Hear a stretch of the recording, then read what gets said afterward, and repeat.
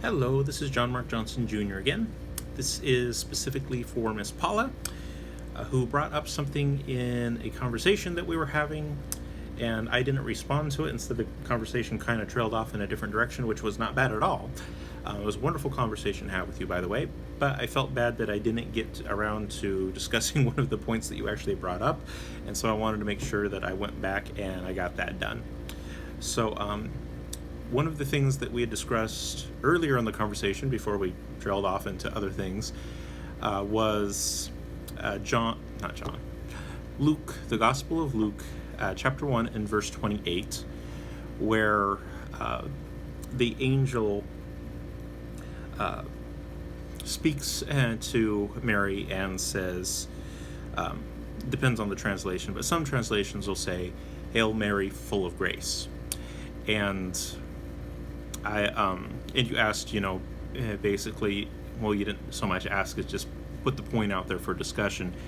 You said that a Hebrew Catholic friend of yours, or someone that you knew, had said that the full of grace meant that was indicating Mary's sinlessness.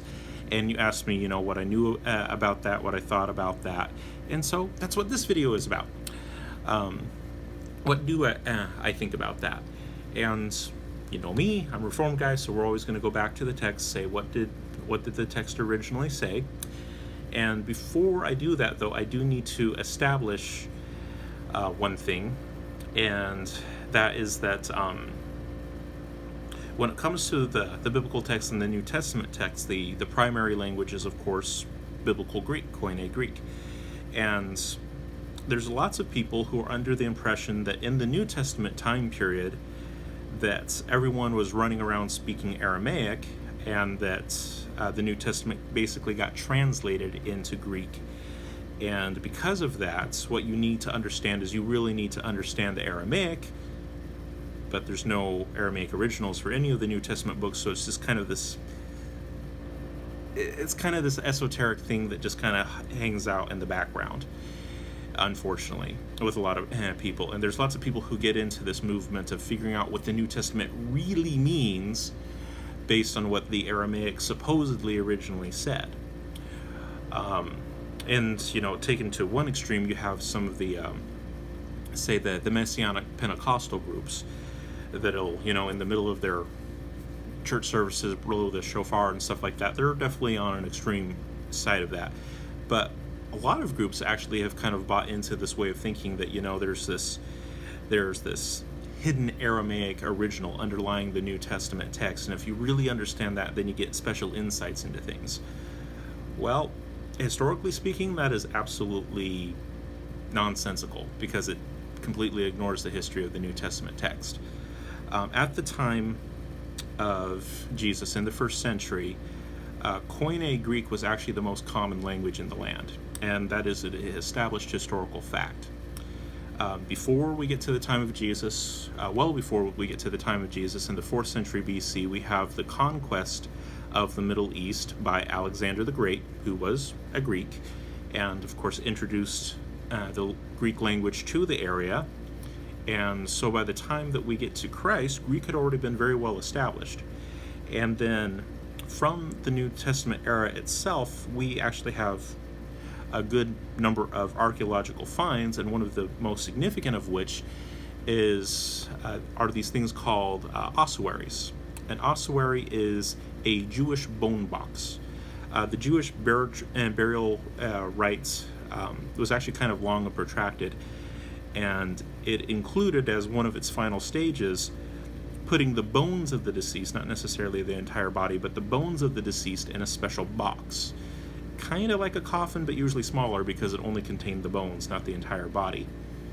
And that box was called an ossuary. And of course, it contains the bones on the inside. It's usually fairly ornamental, fairly well decorated. And then there's usually an inscription. And what's interesting about first century ossuaries is that about 2/3 of them are in Koine Greek, which tells us that those people, their families, most naturally spoke Koine Greek. And people who know the history of the time know that there were 4 main languages that were spoken in Israel at the time. there were two basically religious languages, and that was Hebrew and Aramaic. Hebrew was, of course, the original language of the Old Testament scriptures, and a lot of them had been translated into Aramaic as a result of the Babylonian captivity. That was the language that they were basically using at that time, so a lot of it got transferred over. And so in religious services, you have a use of both the Hebrew and the Aramaic that was going on. And then the common trade language was Koine Greek. That is what most people spoke, and a lot of their common conversations were in. And then, and you see this kind of usage in the New Testament. A lot of the conversations in the New Testament are very clearly done in Koine Greek. For example, Jesus' conversation with Nicodemus, that could only have happened in Koine Greek. There are certain words that it uses, certain plays on words that it uses, that only occur in Koine Greek. They don't occur in any other language. They are unique to that language, and because of that, we know that that conversation had to have taken place in Koine Greek. Normal, everyday, protracted conversation. But there are places where, like say, Aramaic is used. For example, Jesus says from the cross, Eloi, Eloi, lama sabachthani, which I believe is Aramaic. It's definitely a Hebrew derivative, but I believe that was actually Aramaic, and the text translates it. And the reason why that was used is because that was actually a biblical reference. That was part of their religious text. He was actually quoting from Psalm 22 at that point. And so to quote the religious text, he uses the religious language. But for the rest of the New Testament, he uses Koine Greek. And that was the common language of the land. We know that historically from the ossuaries, from the bone boxes, because most of them were in Koine Greek. And like I said, some of the conversations that occur in the New Testament only could have occurred in Koine Greek. Jesus' conversation with Nicodemus has certain word plays in it. Specifically, I think it was involving the word anothen, which has a multivalent meaning that winds up creating a wordplay that only exists in Greek. No other language is like that has that specific wordplay at that point. So it had to have been done in Koine Greek. So what does that all come down to meaning? What it comes down to meaning is that when the New Testament authors record things in Greek, they're doing it from a position of knowing the language well, because that was the language of the land, and so they were capable of representing it well. And the odds are that the vast majority of what was said, or at least a good much of it, was indeed in Koine Greek. So when people say, well, the hidden Aramaic meaning or the hidden Hebrew meaning in the New Testament is this, that, or the other thing, without meaning to be rude about it, I do kind of have to chuckle to myself a little bit, because that's a pretty good sign that they don't actually understand the history of the text very well. The reason why we have the New Testament in Koine Greek is because that was the common language of the land. It was the common language of the biblical authors. And there's no reason to believe that there was a hidden Aramaic or Hebrew original for it. So as to what the Greek says, when it comes to Luke 1:28 and what the angel said to Mary, that common translation that had existed for a long time, especially as it got carried over into Latin, actually wasn't really well based in the Greek text. That phrase, full of grace, doesn't actually exist in Greek. In Greek, it's actually just one word. Let me show you. Here is my New Testament text, and down here, right here, this one long word right here is the Greek word that in certain translations gets translated as full of grace. Keraritomene. Keraritomene, which is an inflected form of what was that? Karioto? Let me see if I can bring it up. Oh, here it is. Karitao. I apologize. Karitao.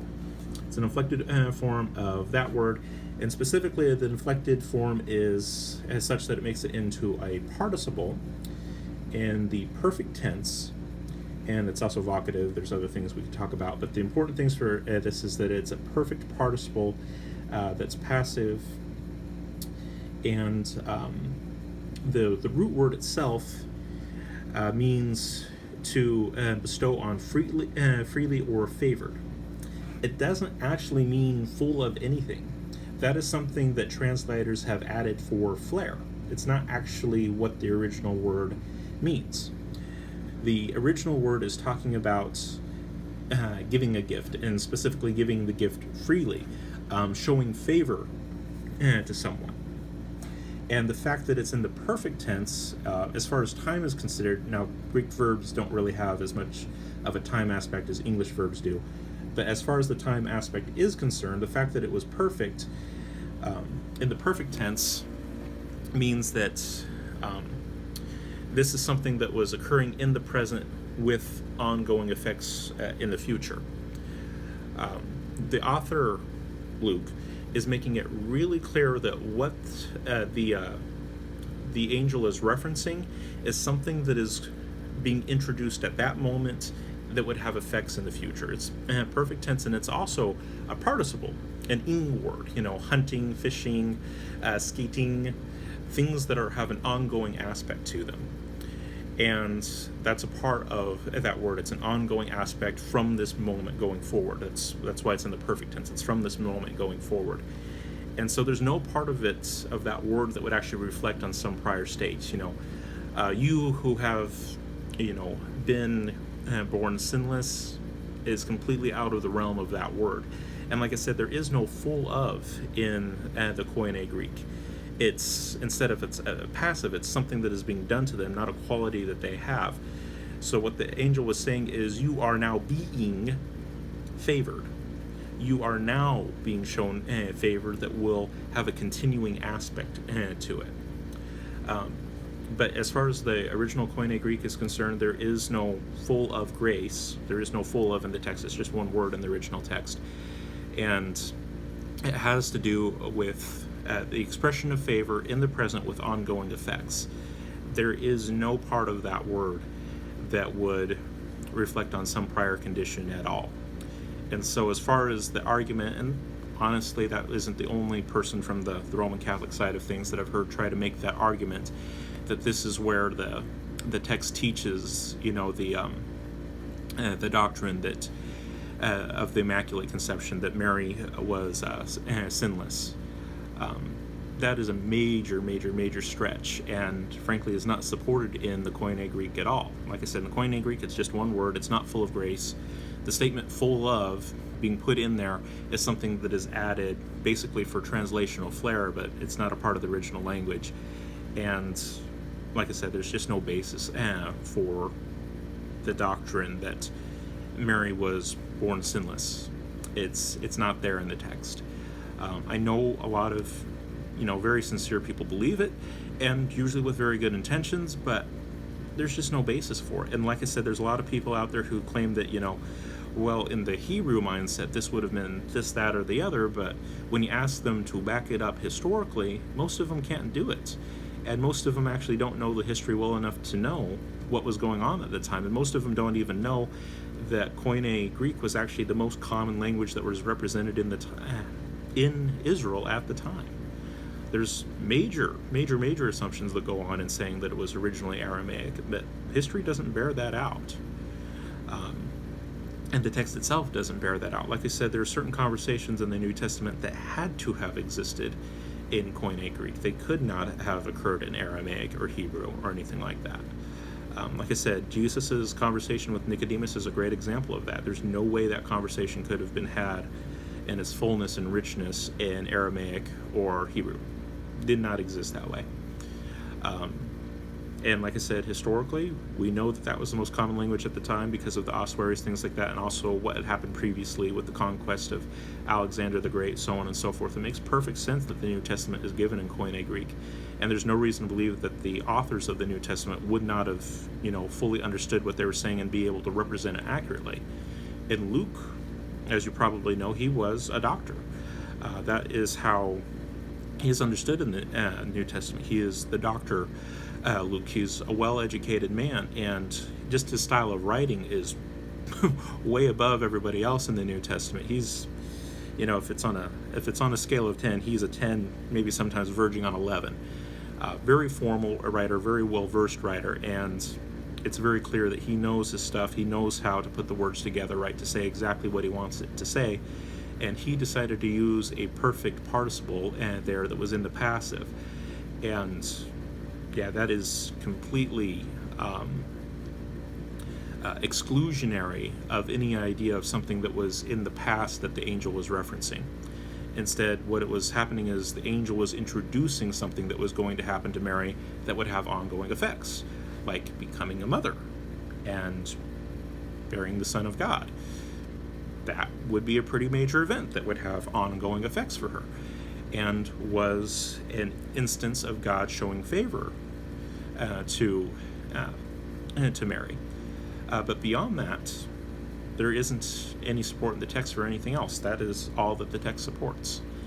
And this is something that is common with Roman Catholics and a lot of other groups too. Like I said, there's the Messianic Pentecostal movement that does the exact same thing. And, talking about, well, what it really means is this, and what it would have meant is that, and then you ask them for some solid documentation, and they usually can't provide it.